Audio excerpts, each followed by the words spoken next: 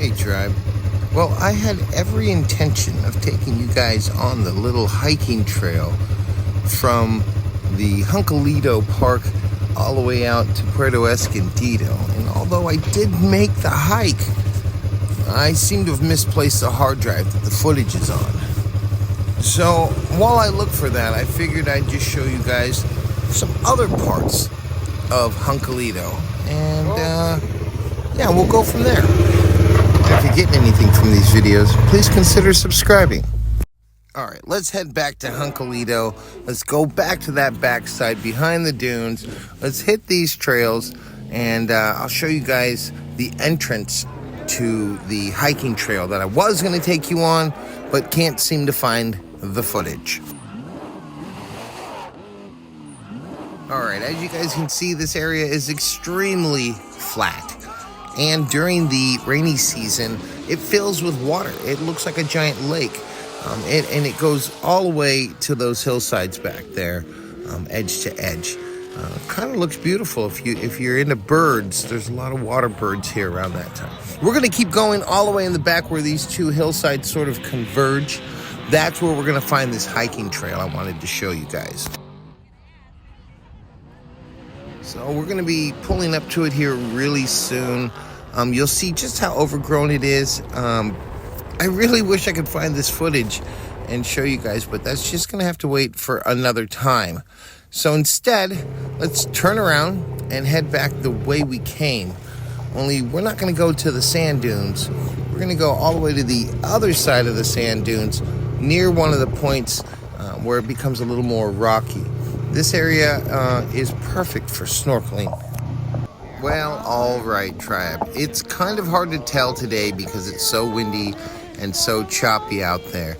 But there ahead of us is Juncolito Bay, and just to the side of us is part of a little cove that connects to it. And on good days, when it's not windy and it's not cold, this water is glassy still, and just below the surface is amazing coral, crazy wildlife.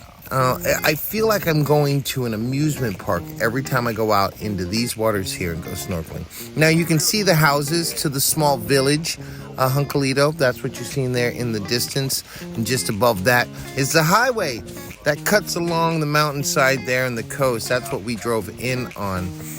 So I plan on coming back here when the weather gets a little bit better to do some boondocking. I'm thinking back in the area that turns into a lake part-time, or maybe right here on this little rocky ledge. You know, not too many people go for the rocky beach. I'm all about it because I have a dog and a small camper. And if you know anything about dogs that like to get wet and run through sand, you know how dirty campers can get, I guess. Anyways, you know what I'm trying to say. It's a little easier to keep the dog clean on the rocky side as opposed to the sand side. So yes, that's what we're gonna do, but not today. Today I say we go ahead and take you around to the sand side, since I've been talking about it, and show you guys where most of the people who come down here to Juncolito stay. It's beautiful, it's picturesque, I get it. It's the same reason why I came and stayed there at the Palapa, but not today and not this time. We're going to be going to the other side there. So let's go ahead and fire this thing up and head around.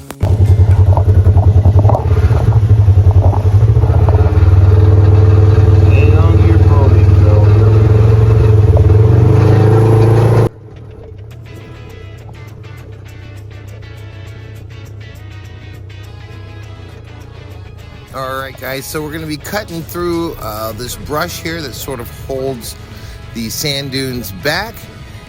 You can see here the open sand dune area. It's good to have four-wheel drive.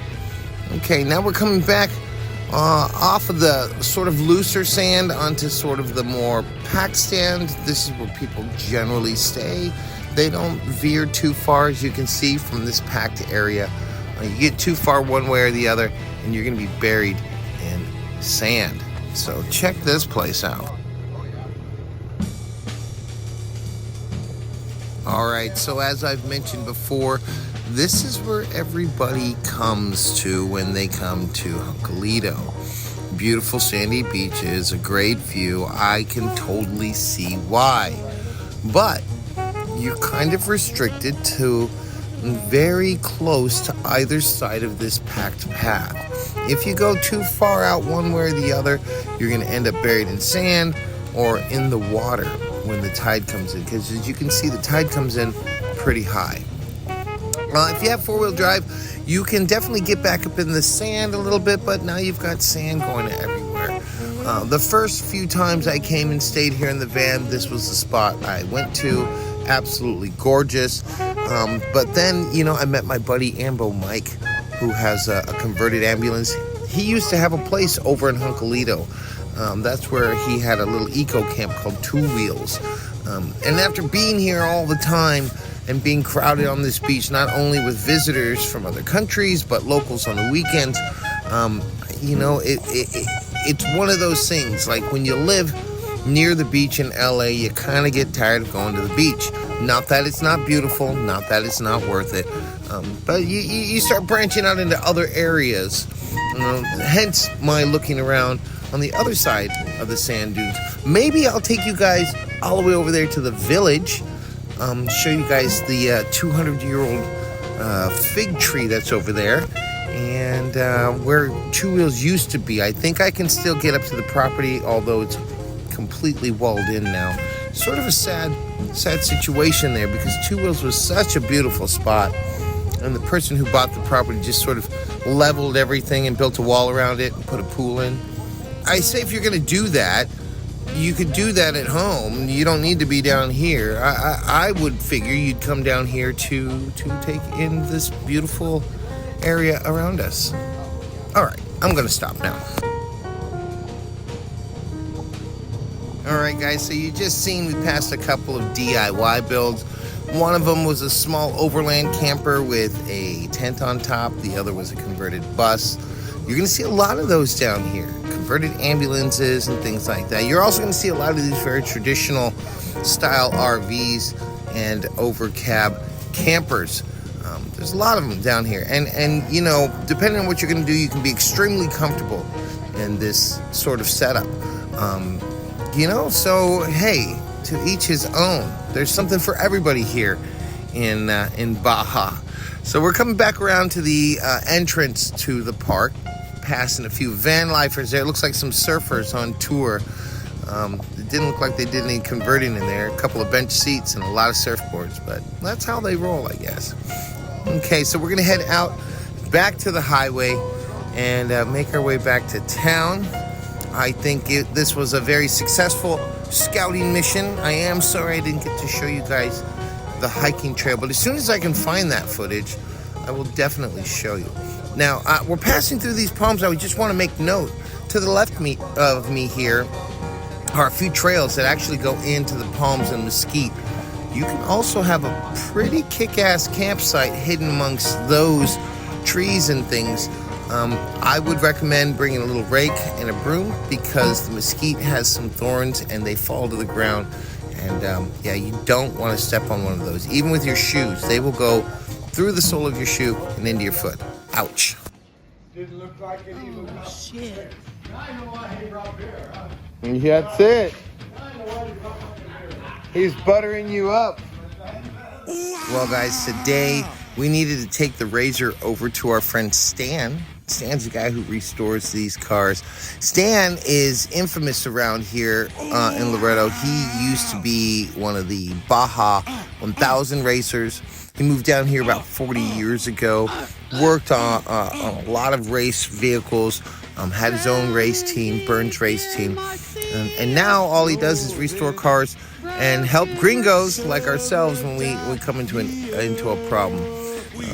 Andy had his light bar stolen and also had an issue with his rack. So he, instead of bringing it back to Stan to fix the rack and help him with the light bar, he tried to do it himself and made a little bit of a mess of things. So now we're here at Stan's trying to butter him up with a case of beer so he'll help us fix the mistake, which was a pretty nasty weld job where he and Ray sort of burned away the metal on the rack. So he's going to have to build up on the rack to replace the metal that was lost and then weld it Again, here's one of the Burns Racing Baja buggies. Pretty cool.